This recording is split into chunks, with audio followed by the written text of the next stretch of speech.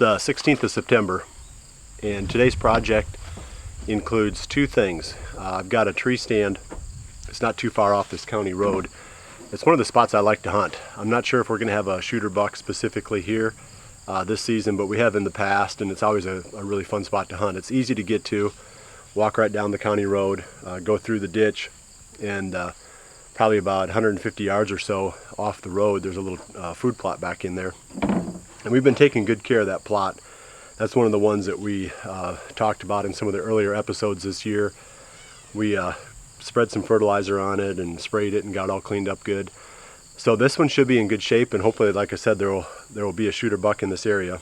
I will run trail camera here to find out for sure, but I'm going to work my way down, and the real project is going to be cutting out all of the shooting lanes, or entry and exit lanes, sorry. So I've got the Hoyman saw. Let me grab that out. This thing has been a game changer for me. I did a review on it a few weeks ago, but I mean, this thing is, gosh, we've cut down some pretty good sized trees with it. It just keeps going strong. I wish my chainsaws were as good as this little jobber here, but so it's going to go in with me. I'm going to clean out the path. You want to have your entry and exit routes be spots that you can find in the dark and move through quickly. So I'm going to get that project done. Every year I have to, because it grows back in again. And then this stand, once we get there, I've got to go up into it and make sure that the stands themselves are still safe. Make sure that the shooting lanes up in the tree are still clear. And I know they're not, because we hunted it a couple times last year and they'd grown in. The branches in the tree had sort of spread out and covered up some of the shooting lanes. So I know we're going to need this again once I get up into the tree.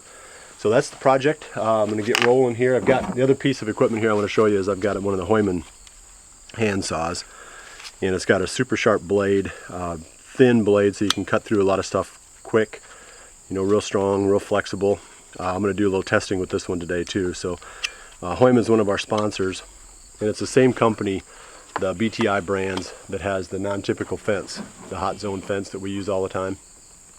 So they're one of the other products that we are promoting are the Hoyman products. And so far, I mean, we've been way more than satisfied with the Hoyman products. So I'm sure we'll use them a lot more as we get into setting tree stands and moving tree stands this fall.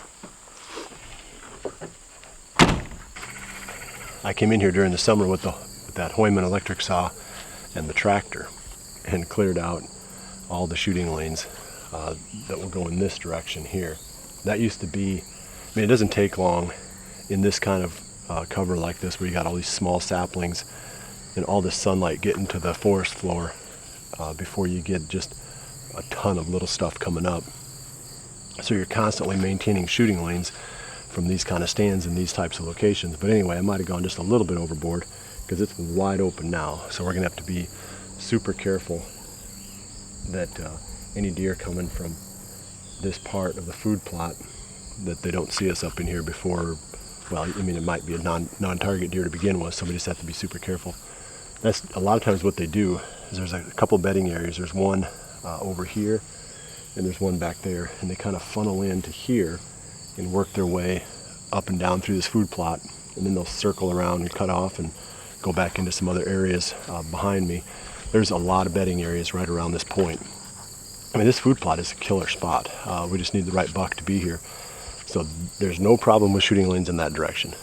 My issues are with the ones behind me. And I like to shoot out into the food plot from a sitting position. And I'm going to show you something here. Okay, I like to shoot, if I can, with my bow arm braced against the tree out into that food plot. And I have to do it sitting, because if I stand up, there's too many branches in the way. So I'll just sit just like this, and I can shoot 50 yards out in there, and my bow arm is just rock solid because I'm laying it up against the tree.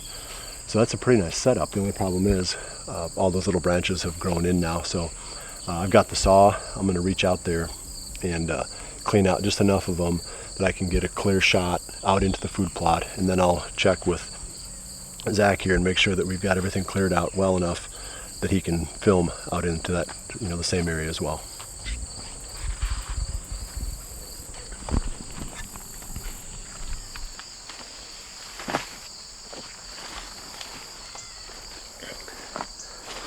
Got that job done, and I'm sure you're wondering how come I'm out here on the 16th of September cutting shooting lanes and opening up entry and exit routes.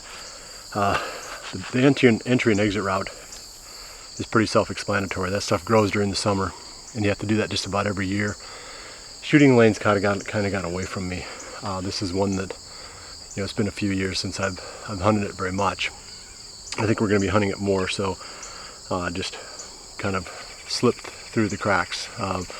But we got it done now, and it's at least a month before I'm going to be hunting this area. So I'm not the least bit worried that the deer are going to start avoiding it just based on some of this activity.